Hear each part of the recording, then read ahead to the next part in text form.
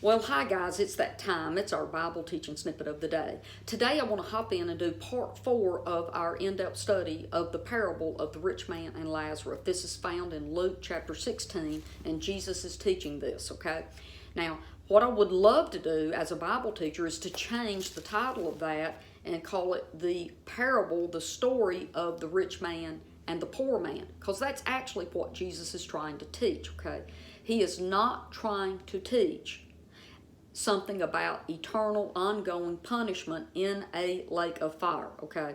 The word hell did not exist in Jesus' day.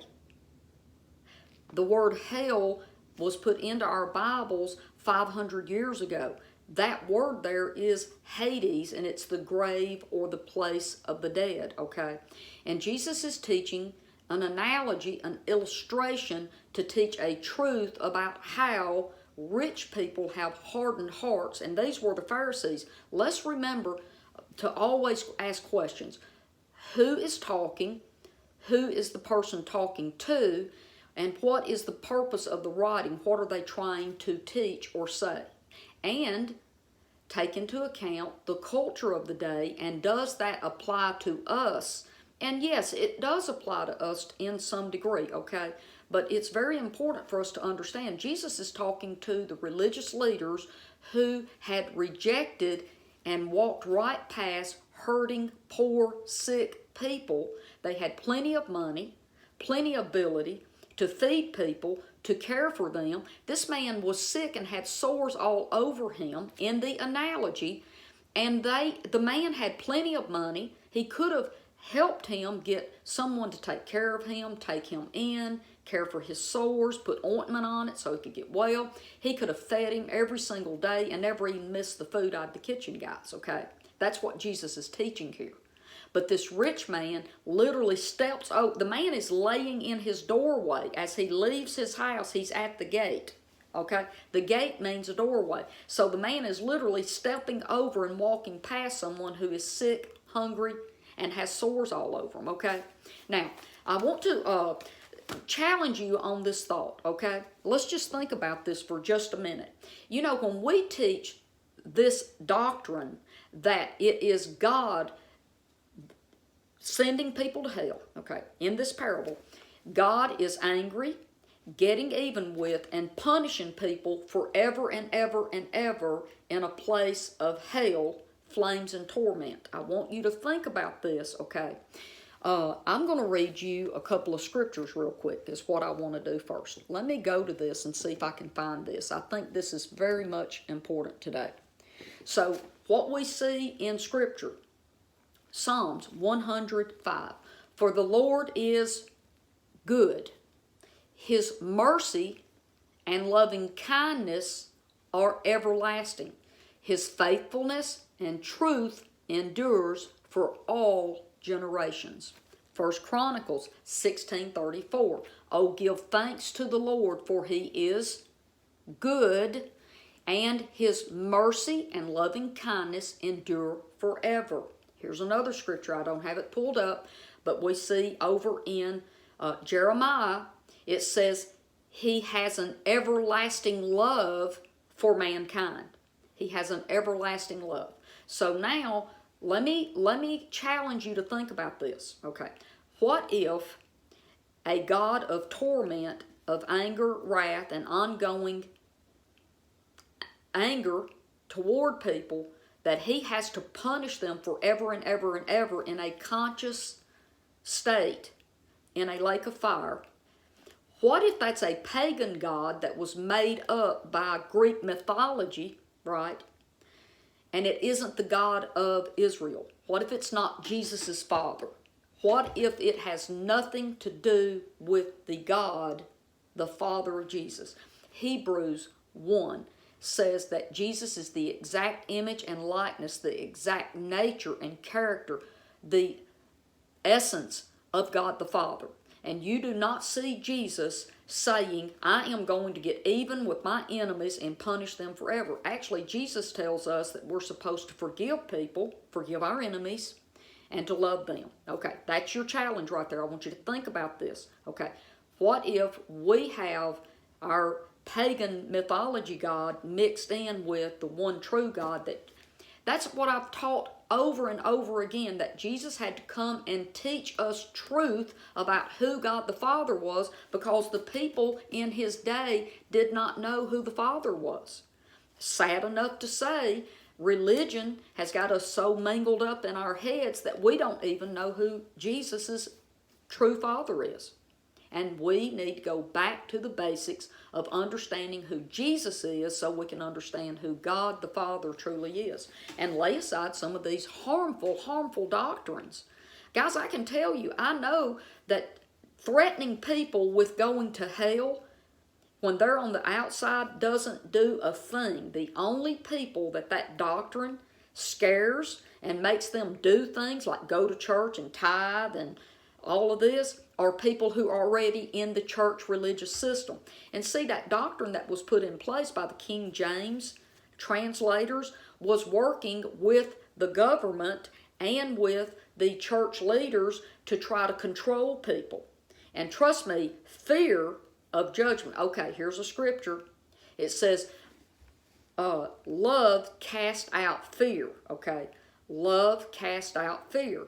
Where there's fear, it's fear of punishment and judgment. Okay, so see, if we know who Jesus is and who God the Father is, we don't fear going to hell in a lake of fire, right? Okay, so I'm through doing my little dissertation. Let me hop in here and talk a little bit about where I stopped yesterday, okay? And so here's a question. I was asking questions as I closed yesterday, and I want to ask another question. I want you to really, truly, honestly pray about this and think about this. If we use this parable that Jesus taught about the rich man and Lazarus to teach the idea of heaven and hell, why doesn't Jesus use wording that indicate that the rich man was unrighteous and was a sinner and was condemned by God to be put in an eternal, ongoing lake of fire? Why doesn't Jesus use terminology that says the poor man was a good man, that he was righteous, or that he was saved and accepted by God? You don't see any of this type of terminology in this parable.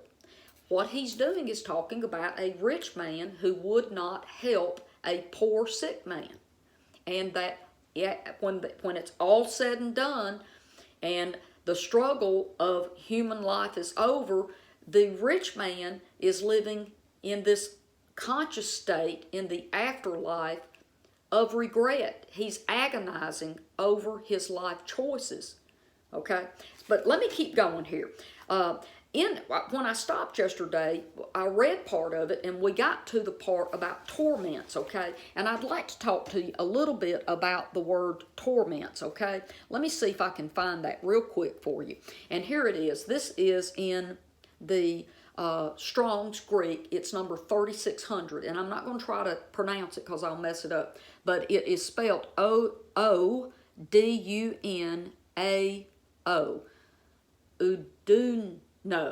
Aduno, okay? Now here's the meaning of it.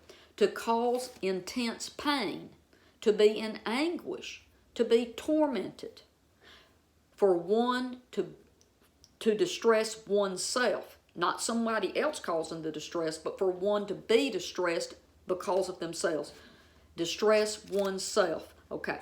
Did you just see right here that it has nothing to do with a flame? It doesn't say anything about a fire here, okay? It is talking about intense pain, mental anguish, and regret. So let me keep going here. I do want to talk a little bit about the word flame because we find it in the scripture, guys, okay? What if we considered the fact that if this is truly an illustration and an analogy, that the word flame, okay, is an analogy as well, okay? So I want to talk to you just a little bit about that. And because he talks about he's in this flame. But watch, in the Bible, what we will see is an analogy about things burning and torment and stuff, let me read you a scripture or two. This is Proverbs 25:21, and it says, if your enemy is hungry, give him food to eat, and if he is thirsty, give him water to drink.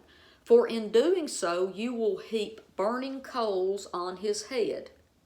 Now, let me ask you, do you really think that that's truly talking about pouring hot coals literally on somebody's head?